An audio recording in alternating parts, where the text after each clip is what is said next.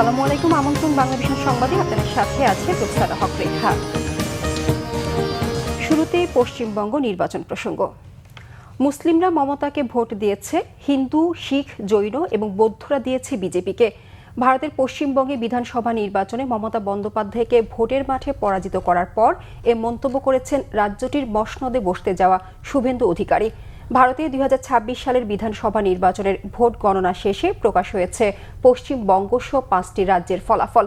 পশ্চিমবঙ্গে মমতা বন্দ্যোপাধ্যায়ের তৃণমূল কংগ্রেসের 15 বছরের শাসনের অবসান হয়েছে।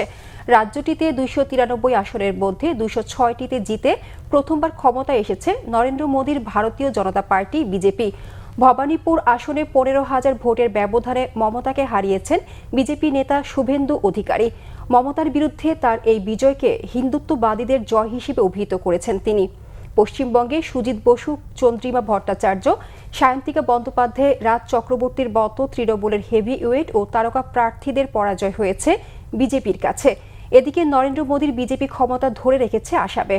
রাজ্যটিতে 126 আসনের মধ্যে 102টিতেই জিতেছে বিজেপি। আঞ্চলিক জোটসঙ্গী ছাড়াই এবার ক্ষমতায় যাচ্ছে মুখ্যমন্ত্রী হিমন্ত বিশ্ব শর্মার দল। তামিলনাড়ুতে বাজিমাত করেছে তারকা অভিনেতা থালাপতি বিজয়। রাজ্যটিতে 234 আসনের মধ্যে বিজয়ের দল টিভিকে পেয়েছে 108টি আসন। একক সংখ্যাগরিষ্ঠতা অর্জনের প্রয়োজন ছিল 118টি আসনের। তাই মুখ্যমন্ত্রী হতে অন্য কারো মুখাপেক্ষী হতে হবে না, হবে বিজয়কে। এছাড়া কেরালাতে 140টি আসনের মধ্যে 71টিতে জিতে ক্ষমতায় ফিরেছে ইউডিএফ জোট। শাপলা চত্বরে গণহত্যার 13 বছর আজ, এখনও সেই ক্ষত বয়ে বেড়াচ্ছে অনেকে। নারকীয় এই ঘটনার বিচার চায় হতাহতদের স্বজন ও তাদের সংগঠন হেফাজতে ইসলাম। 2013 সালে এ রাতে মতিঝিলের শাপলা চত্বরে হেফাজতে ইসলামের সমাবেশে চালানো হয় নারকীয় হত্যাকাণ্ড।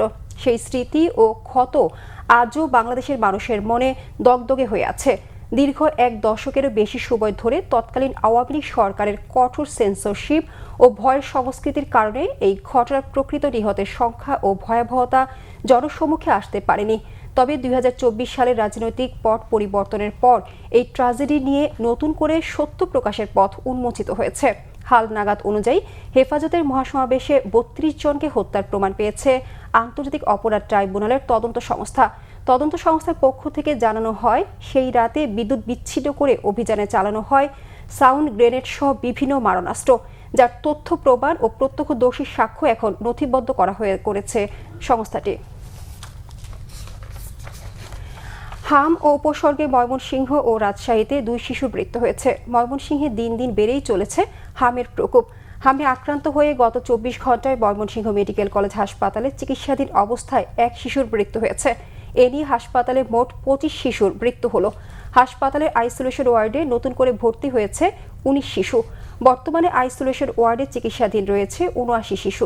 হাসপাতাল কর্তৃপক্ষ জানায়, গত 17 মার্চ থেকে আজ পর্যন্ত হামের লক্ষণ নিয়ে ময়মনসিংহ মেডিকেল কলেজ হাসপাতালে মোট 1088 শিশু ভর্তি হয়েছে। রাজশাহীতেও হামে আক্রান্ত 1 শিশুর মৃত্যু হয়েছে। এই ছিল এখনকার মতো, পরের সংবাদ বেলা 12টায় দেখার আমন্ত্রণ রইল। এছাড়া বাংলাভিশন সংবাদ ও সংবাদ সংশ্লিষ্ট অনুষ্ঠান দেখতে ভিজিট করুন www.bbnews24.com ও facebook.com/বাংলাভিশন নিউজে এবং সাবস্ক্রাইব করুন youtube.com/বাংলাভিশন নিউজ। ধন্যবাদ সবাইকে।